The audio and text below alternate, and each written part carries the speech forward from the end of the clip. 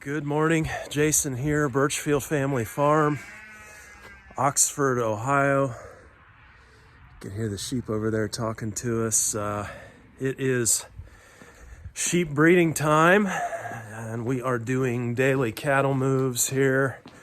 Before we get to that, good word today is from Psalm 117. Praise the Lord, all you nations. Extol him, all you peoples, for great is his love toward us. And the faithfulness of the Lord endures forever. Praise the Lord. Okay, we have a chilly one today, mid 30s. You can see a few flurries flying around here. Pretty good breeze. Windmills saying out of the west, southwest. I have decided to move cattle around these paddocks here and just give them one day. I wanted to do one more full rotation. We're just not going to get to it with the weather, but we've got a few days above freezing here left. And, we've had about 60 days rest, and we'll take a look on this paddock 3 that we're moving into. But, getting off the hay here for this should give us a good week to 10 days. And that should bring some nutrition here as well as we wrap this up here for the season. Okay, they're ready to move. Definitely not able to get more than a day. Started in paddock 1 on Monday, yesterday. So today we need to move on to this. And, you can see we've got some growth here. Not huge, but these paddocks will get 150 days plus rest here over the winter. We won't have anything on these over the winter. And so let's get them moved here. Okay, you can see here just a little bit of ice in the water. So that's kind of where we're at. These guys are ready. Come on, Moose. Take a look here.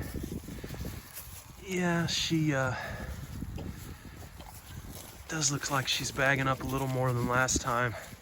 Nothing major though. I had really hoped we would see a calf by now. November 2020, it was November 11th. She dropped that first calf for us. Then last year it was November 15th. She had Petey there, and yeah, so I was really hoping we'd have a calf on the ground by now, but it kind of hit me too. We had pulled her out last year. We were messing around with the milking, if you remember that.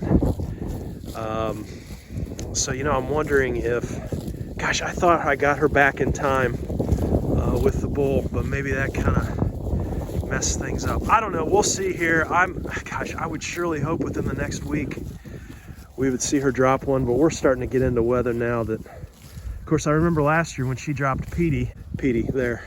It was right up there in paddock 6 by the barn. I think maybe I got a video of that, but it was snowing and sleeting out, and we did dip down below freezing, and he was just fine.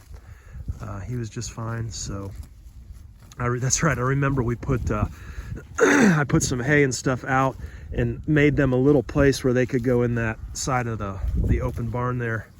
And I remember all the cattle went in there except Emma and Petey. They stayed out in the weather. That's right. I'll never forget that fiasco. But everybody did great. These Devon are super hardy. Keep an eye out for the calf arrival. Maybe, like I say, maybe a live video if I can catch it during the day. But we'll let them graze this. This is again 60 days rest, which through this drought I'm happy to have something. It's not much, but this will get us through till tomorrow, and then we'll move from paddock 3 over to paddock 4. While I'm out here in paddock 1 and 2, I'm not seeing hardly any old pats. And if you remember, the last time we were through here 60 days ago, we ran the chickens behind the cattle. And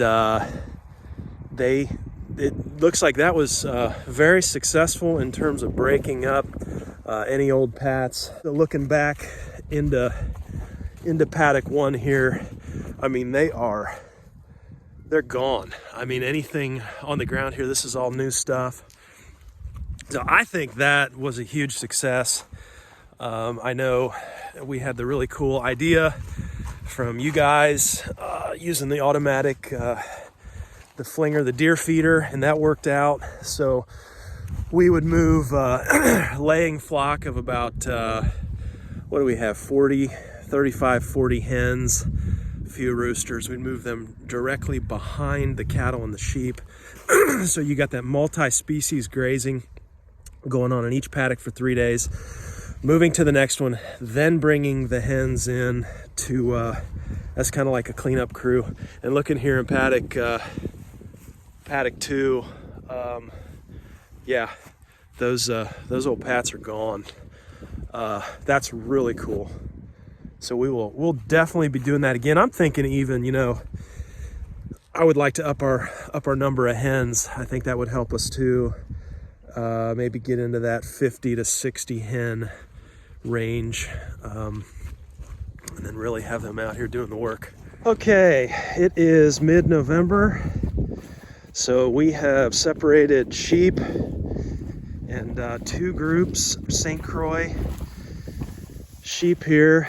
You can see we got Brutus in here with this group, and we just put them on, or just separated them Monday, believe it was. And Sunny is going to be our other breeding ram on the other side of the pasture there, and Brutus is going to be the other one. I like using 2 rams because we can alternate every year and get that fresh blood, keep that fresh blood moving, fresh genetics.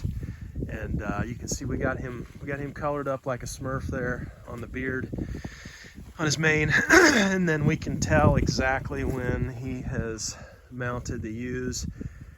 And that one there, you can see that one, 3rd one in, has already been bred. So we've got that recorded.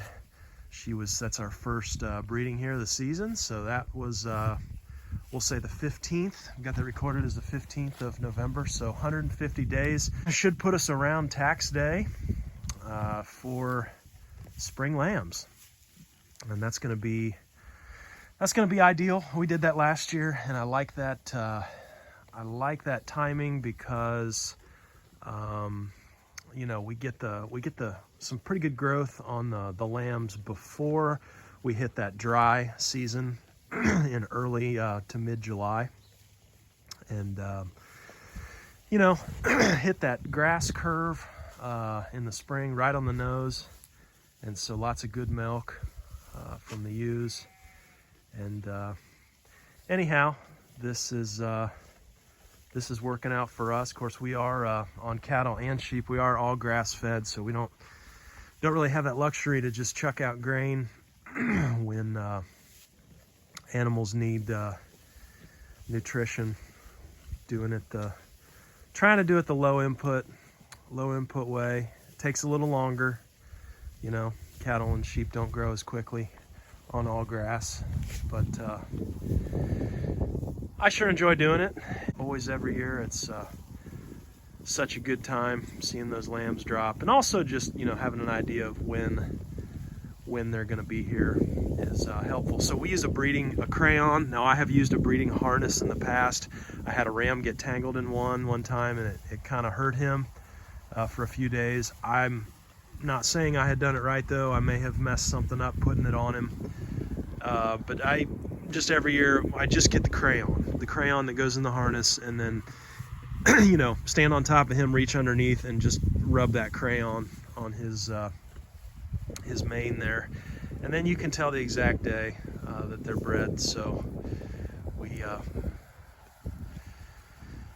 pretty fortunate to have the land here and resources to be able to run our sheep and cattle, and just very thankful for the ways the Lord has provided for us over the years. And yeah, So